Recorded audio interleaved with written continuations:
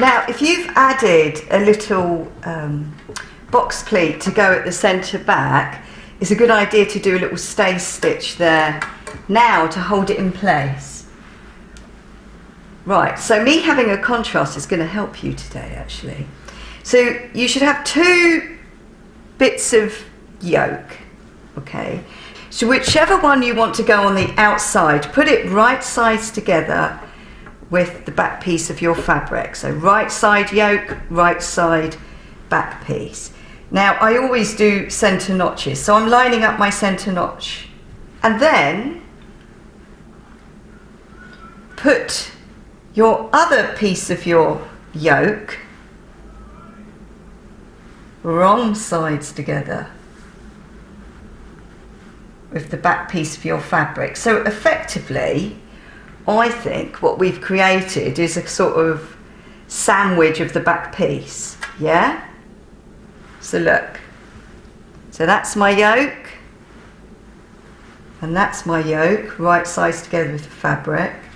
My centre notches are all lined up, because I want to make sure that they're all okay. And then either sew it all in one shot, or sew from the centre out, and then turn it over and from the centre out to the side seam. So sticking to the seam allowance that they tell you to do on the pattern, make sure all your seams are lined up, and you're just going to sew using a straight stitch. So keep going until you get to the end. So then it looks like this. You then get one of your front pieces and you've got to put the shoulder bits right sides together with just your back yokes. Okay, so we're letting our inside yoke hang down.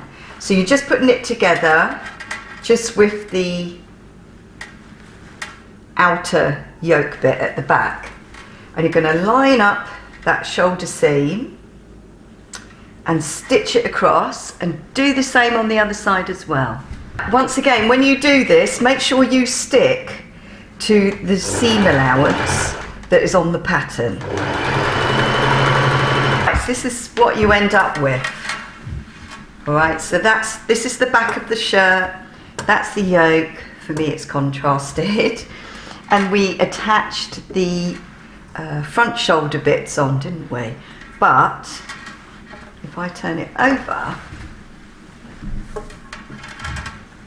you see that we did attach this, but we haven't bagged it out here. So this is when you do what people call the Burrito Yoke Method. Right, so this is the inside. This is the inside of our shirt. Okay, so we're going to flop it over. So we end up being on the outside of the shirt. So we end up being on the right side, the outside of the shirt. And then we do this thing where we have to roll up our fabric into a burrito shape. So it does make sense, doesn't it? So look, it's a long roll. So that's the back piece all rolled up. And then we should really roll up this, but I don't think there's any need to. I just need to access this bit here. So I'm going to get that a little bit out of the way. Okay, but we do need it all flat. And then what we have to do is we have to bring our fabric, the shoulder of the yoke, to meet the inside shoulder of the front. Okay, and then we just stitch along that line. And then do the same on the other side as well.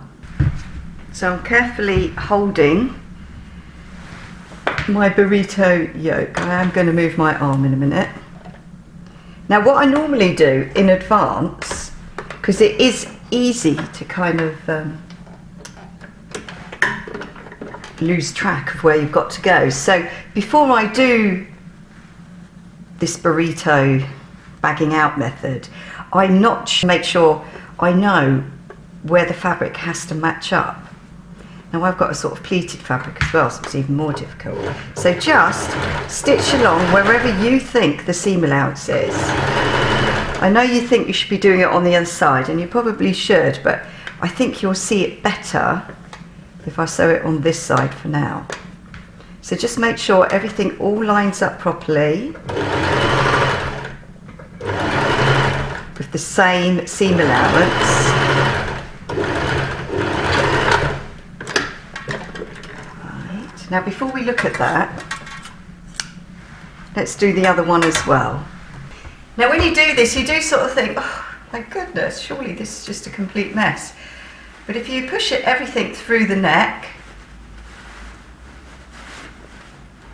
hopefully it will all be fine. So just push all of the fronts, both fronts, and that rolled up back piece. I'm just pulling it all through the neck, and it's really not difficult at all. And then look, so I've just got to give it a shake. So it's just a way of nicely finishing off the shoulders on the outside, which we could do easily, but to finish them off nicely on the inside as well. Thank you so much for watching. See you again very soon. Bye.